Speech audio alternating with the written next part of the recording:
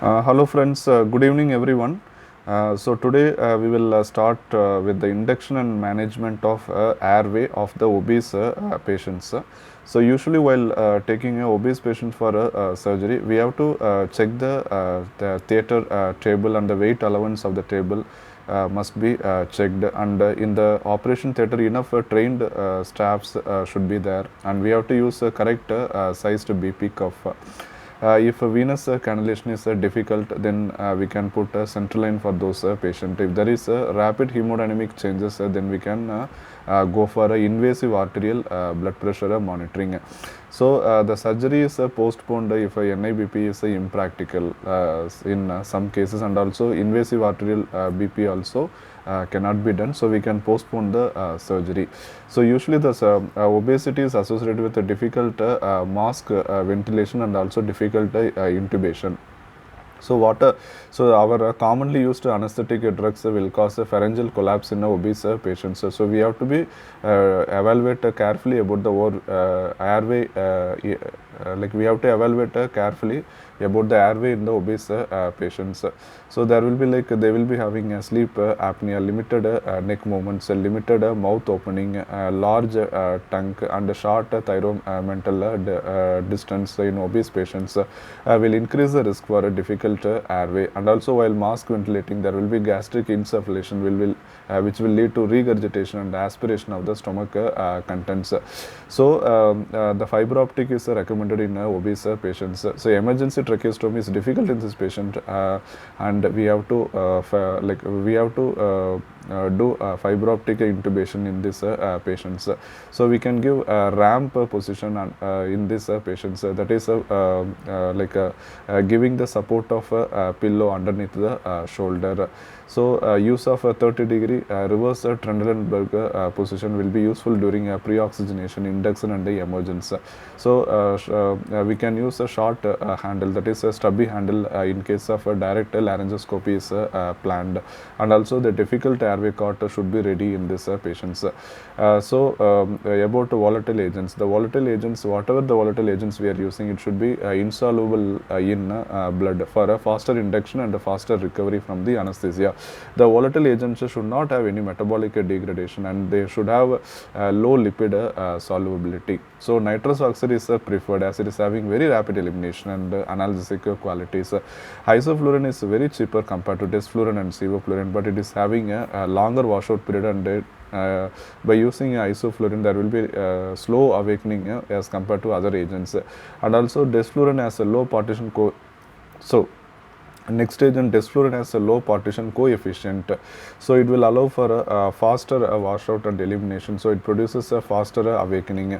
Sevoflurane is also preferred, but as it causes less tachycardia, so sevoflurane is preferred in patients with obese and coronary artery diseases.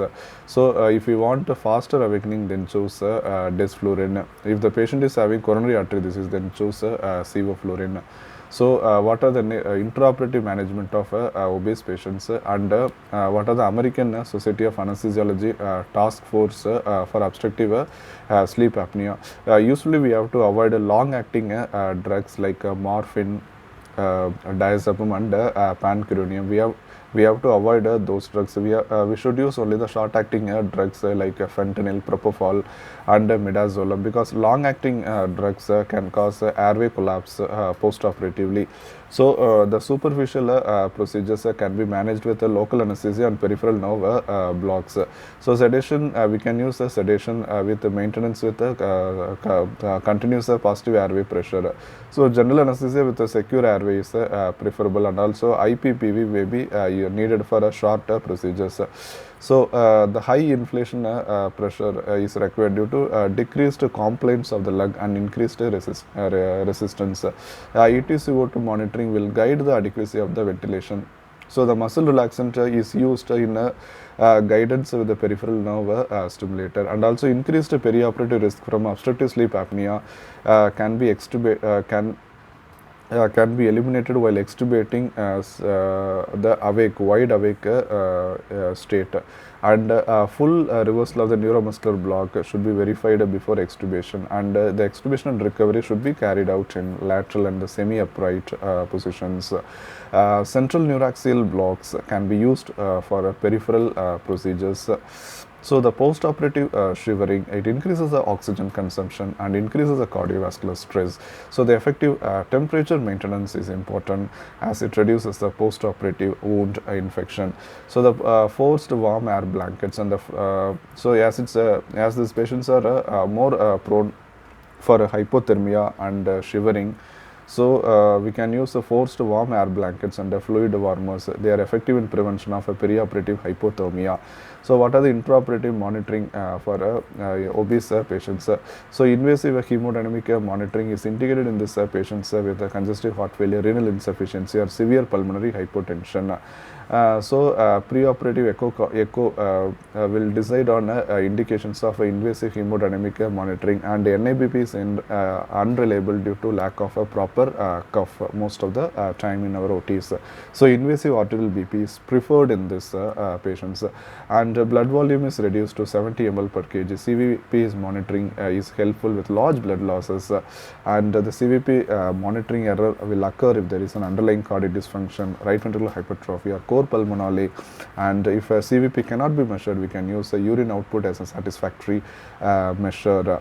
Then the principles of management of the patients according to principles of management of obesity patients according to ASA task force. So the obese patients are for extubation in a wide awake state. We can consider regional analgesic technique. We can avoid opiate, and instead of that we can use the NSAIDs. So we can avoid benzodiazepines as it increases the risk of respiratory depression and airway obstruction. So in morbid obesity, we can use paracetamol for analgesia, as it is confined to central compartment. Its clearance is increased. And also the continuous oxygen is administered those who are having a perioperative risk from obstructive sleep apnea, and the supplemental oxygen will increase the apneic episode and hinder the detection of atelectasis, transient apnea and hypoventilation. So the CPAP or nasal intermittent oxygen can be administered whenever feasible. So the patient at risk of obstructive sleep apnea, they can be put in lateral or head elevation position throughout the recovery process. Patient should have continuous pulse ox monitoring. Then if there is a frequent or a severe airway obstruction or hypoxemia, then nasal CPAP or NAPP may be considered. So we can do early mobilization in these patients to reduce the post-op atelectasis and venous thromboembolism. So what are the role of perioperative non-invasive ventilation? Actually, the non-invasive ventilation, it treats apnea and hypopnea by providing air under the positive pressure through nasal or the facial mask, and it creates a pneumatic splint in the pharynx, thus preventing the collapse of the pharyngeal airway. So and also they decreases the microatelectasis by diminishing the daytime work of the breathing. So BiPAP will gives high and the low pressure and is better tolerated by the patients who do not tolerate CPAP, that is continuous positive airway pressure. We have to use correct fit size mask. It is also essential. Okay, then how does the bariatric surgery helps the morbidly obese patients? So the genetic tendency, environmental effect, education, sex, race, and economic status, all these are the risk factors for morbidly obese patients. So the bariatric surgery will help in morbidly obese patients, and obesity is mainly due to the decrease in the physical activity and the overconsumption of the high fat food. So fat food, sorry. Education, sensible long-term diet, physical activity will be the solution for obesity. Following the weight loss, there will be improvement in the diabetes, sleep apnea, hypertension, osteoarthritis. So we can use a gastric bypass and laparoscopic adjustable gastric banding are widely accepted. Then cardiopulmonary complication, wound complications is the cause of morbidity in the morbidly obese patients. So, what are the advantages? So, next we will see the advantages of regional anesthesia in obese patients. So, there is due to regional anesthesia, there is a less use of opiates and inhalation agents, reduced post-op complication, and less airway related complications. So, we can use a long epidural and the long spinal needles if needed. Then we can use ultrasound for spinal epidural and the peripheral nerves will improve the safety and success of regional anesthesia. The insulated needles and the nerve stimulator are used to identify the appropriate nerves for the peripheral nerve blocks.